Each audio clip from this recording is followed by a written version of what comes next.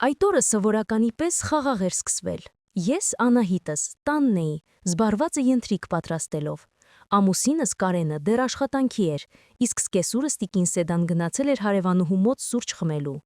Ոչինչ չէր գուշակում, որ մի քանի րոպե անց իմ կյանքը վրացվելու էր իսկական մղձավանջի։ Դուռը բացվեց առանց թակելու։ Ներս մտավ ամուսնուս քույրը, Հասմիկը։ Նրա դեմքը կարմրած էր, աչքերը լի կատաղությամբ։ Նա նույնիսկ բարև չտվեց, ուղիղ քայլեց դեպի խոհանոց, որտեղ ես կանգնած էի, եւ պայուսակից հանելով մի ծրար, շպրտեց սեղանին։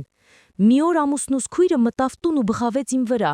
Ես բացահայտել եմ քեզ, դու խաբեբա ես, գոռաց նա այնքան բարձր, որ ես ցնցվեցի։ Ես քարացել էի, ձեռքիս շերեփը դրեցի կողքի ու փորձեցի հասկանալ ինչ է կատարվում։ Հասմիկ, ինչ է եղել, ինչու ես գոռում, հարցրի ես դողացող ձայնով։ Մի ձևացրու, թե անմեղ ես, շարունակեց նա մատը թափահարելով դեմքիս։ Ես գիտեմ, թե ուր են գնում Կարենի փողերը։ Դու գաղտնի փող ես հանում տնից ու ուղարկում քո ծնողներին։ Ահա, սա էլ ապացույցը։ Նա մատնացույց արեց սեղանին ընկած թղթերը։ Դրանք բանկային քաղվածքներ էին։ Հասմիկը աշխատում էր բանկում եւ պարզվում է օգտագործել էր իր պաշտոնական դիրքը մեր հաշիվները ստուգելու համար։ Դու ամոթ չունես, գոռում էր նա։ Եղբայրս օր ու գիշեր չարչարվում է, մեջքը կոտրում, որ տուն պահի, իսկ դու նրա քրտինքով վաստակածը տանում ես քո մորն ու հորը։ Ես միշտ գիտեի, որ դու մեր ընտանիքին արժանի չես։ Այդ պահին ներս մտավ տիկին Սեդան, լսելով աղմուկը։ Ինչ է կատարվում այստեղ, հարցրեց նա, տեսնելով աղջկա վիճակը։ Մամ, նայիր, Հասմիկը թղթերը մեկնեց մորը։ Հարսդ գողություն է անում, ամեն ամիս խոշոր գումար է հանում հաշվից։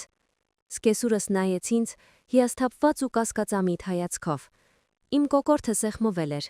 Ես չէի կարողանում խոսել, որովհետև ճշմարտությունն ասել է նշանակում էր դավաճանել ամուսնուս խոստումը։ Հենց այդ պահին դուռը բացվեց, եւ Կարենը ներս մտավ։ Նա հոգնած էր, բայց տեսնելով լարված իրավիճակը, միանգամից սթափվեց։ Ինչ է եղել, ինչու եք հավաքվել, հարցրեց նա։ Հասմիկը վազեց եղբոր մոտ։ Կարեն, բացիր աչքերդ, կինդ քեզ թալանում է,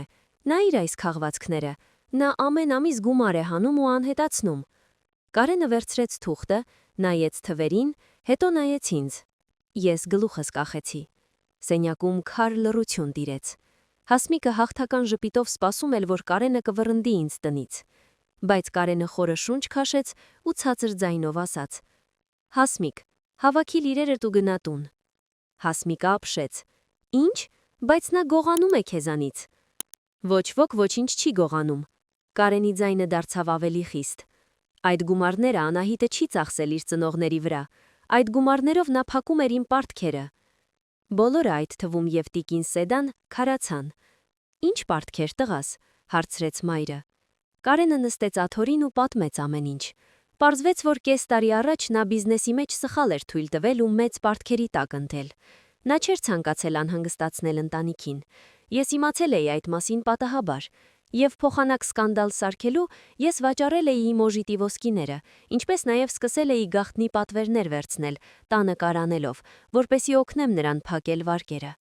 Այն գումարը, որ Հասմիկը տեսել էր, ոչ թե Կարենի աշխատավարձն էր, այլ իմ վաստակածն ու ոսկիների գումարը, որը ես մուտքագրում էի նրա հաշվին վարկը մարելու համար։ Անահիտը խնդրել էր ոչ մեկիդ չասել, որպեսզի իմ պատիվը բարձր պահի,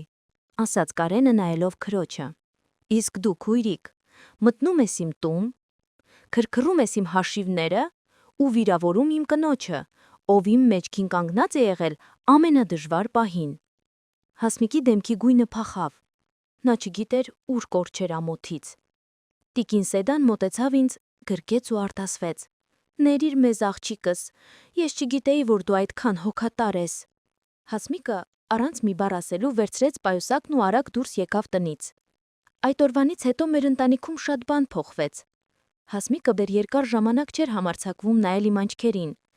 Իսկ ես հասկացա մի բան. իսկական նվիրվածությունը աղմուկ չի հանում, այն գործում է լուռ։ Բայց երբեմն ճշմարտությունը պետք է բարձրաձայնվի, որպեսզի անարդարությունը լռի։ Եթե ձեզ դուր եկավ այս պատմությունը, մի մոռացեք հավանել տեսանյութը եւ գրել մեկնաբանություններում։ Ինչ կանեիք դուք իմ տեղը։ Արդյոք կներեիք Հասմիկն նման վիրավորանքից հետո։